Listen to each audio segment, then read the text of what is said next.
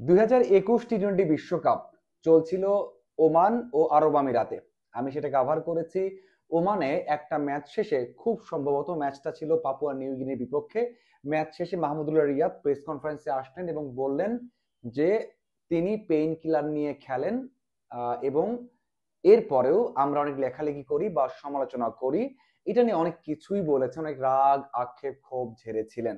এরপর থেকে খুব একটা রিয়াদকে দেখা যায়নি মিডিয়ার সামনে আসতে।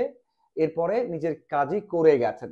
তারপরে বলবো ওই ঘটনা আমার এখনো মনে আছে, এবং ওই ঘটনার পর মনে হয়েছে যে টি-টোয়েন্টি ক্রিকেটে সেখানে বিদায় বলা উচিত ছিল।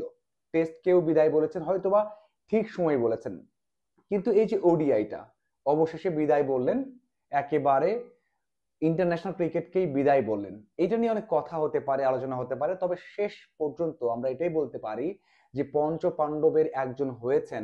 দীর্ঘ একটা ক্যারিয়ারে অনেক অর্জন ছিল। ওয়ার্ল্ড কাপে বাংলাদেশের হয়ে 3টা সেঞ্চুরি, চ্যাম্পিয়ন্স ট্রফিতে একটা, তার মানে আইসিসির ইভেন্টেই তার সেঞ্চুরির সংখ্যা 4টা। যে বিশ্বকাপে বাংলাদেশের ইতিহাসে মাত্র 6টা সেঞ্চুরি, তার মধ্যে 3টাই মাহমুদুল্লাহ রিয়াদের। এই জন্য তাকে আমরা একটা ধন্যবাদ দিতেই পারি। আমি খুব ছোট করে কথা বলতে চাই, সেটা হচ্ছে মাহমুদুল্লাহর ক্যারিয়ারকে আমরা 6টা বছরে ভাগ করতে পারি। প্রথমত, ভালো 3 বছর, মানে 3টা সাল, এবং খারাপ 3টা সাল। তার মধ্যে প্রথমে ভালোটা নিয়ে কথা বলতে হয়। 15 বিশ্বকাপটা ছিল সবচেয়ে ভালো, যেখানে 2টা সেঞ্চুরি হাঁকিয়েছেন। এরপর ছিল আহ 17 চ্যাম্পিয়ন্স ট্রফি, যেখানে বাংলাদেশের হয়ে সবচেয়ে ঐতিহাসিক সেই পার্টনারশিপ এবং নিউজিল্যান্ডের বিপক্ষে সেই জয় এবং তার সেঞ্চুরি, এবং 23 সালের বিশ্বকাপে সেই সেঞ্চুরিটা মুম্বাইয়ে।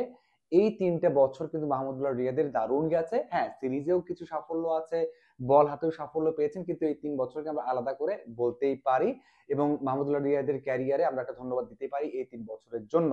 তবে মুদ্রার উল্টো পিঠে কিছু কষ্টকর বিষয় আছে, যেমনটা হচ্ছে, আরেকটা বিষয় আছে, সেটা নিধাস ট্রফিতে আমরা মাহমুদুল রিয়াদের সেই ছক্কা হাঁকিয়ে জয়টা, যেটা বাংলাদেশ দলকে ফাইনালে তুলেছিল এবং অনেক আনন্দ দিয়েছিল। বাংলাদেশের ইতিহাসের অন্যতম একটা সেরা ম্যাচ বললেও ভুল হবে না। এটা হচ্ছে ভালো দিক। আর একটা দিক যেটা বললাম মুদ্রার উল্টো পিঠ, যে খারাপ কিছু বিষয় ছিল বা কষ্টের বিষয় ছিল, সেটা 2012 সাল থেকে শুরু হয়েছে। 12 সালে যে এশিয়া কাপটা ছিল, বাংলাদেশ 2 রানে হেরেছে, বড় একটা ট্রফি জিততে পারতো, সেখানে 2 রানে হারের বড় একটা কারণ হতে পারেন মাহমুদুল্লাহ রিয়াদ, বা এখনো সেটা ভাবা হয়। কারণ নিজে ব্যাটসম্যান উইকেটে ছিলেন, কিন্তু স্ট্রাইক চেঞ্জ করে রাজ্জাককে স্ট্রাইকে দিয়েছিলেন। পরে আবার শাহাদাত আহ, হোসেন এসে স্ট্রাইক নিয়ে বাংলাদেশ দল কিন্তু ম্যাচটা হেরে গেছে। হয়তোবা রিয়াদ স্ট্রাইক নিতেন, দায়িত্ব নিতেন, ম্যাচটা বাংলাদেশ দল হারতো না, এই বাংলাদেশের ইতিহাসে একটা বড় ট্রফি থাকতো।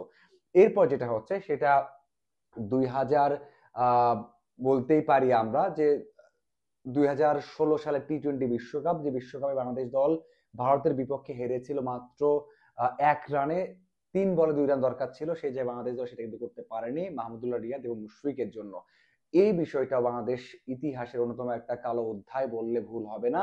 আর একটা বছর যেটা হচ্ছে 24 সাল, যেখানে আফগানিস্তানের বিপক্ষে বড় একটা জয় পেলে বাংলাদেশ দল সেমি খেলতে পারতো, সেখানে মাহমুদুল্লাহ রিয়াদ 1 ওভারে 5টা ডট দিয়ে মাত্র একটা রান নিয়েছিল। সেই একটা ওভার বাংলাদেশ দলকে বিশ্বকাপের থেকে ছিটকে দিয়েছে, এবং সেমি খেলার মতো যে যোগ্যতা অর্জন করার, সেটা বাংলাদেশ দল পারেনি।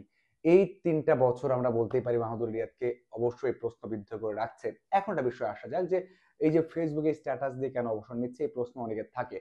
মাহমুদুল রিয়াদ, মুশফিকুর রহিম, তাদের অনেক আগে অবসর নেওয়া উচিত ছিল, যারা মনে করেন।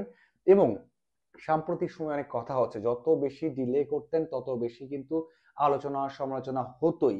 মাহমুদুল্লাহ রিয়াদ সেটা বুঝতে পেরেছেন এবং অবশেষে সেইখান থেকেই ভালো একটা সিদ্ধান্ত নিয়েছেন। কারণ তাদের অবসর নেওয়ার বয়সটা হয়তো বা 2023 বিশ্বকাপ পর্যন্ত সীমাবদ্ধ থাকলে ভালো হতো, সেই সময় নিলেই ভালো হতো।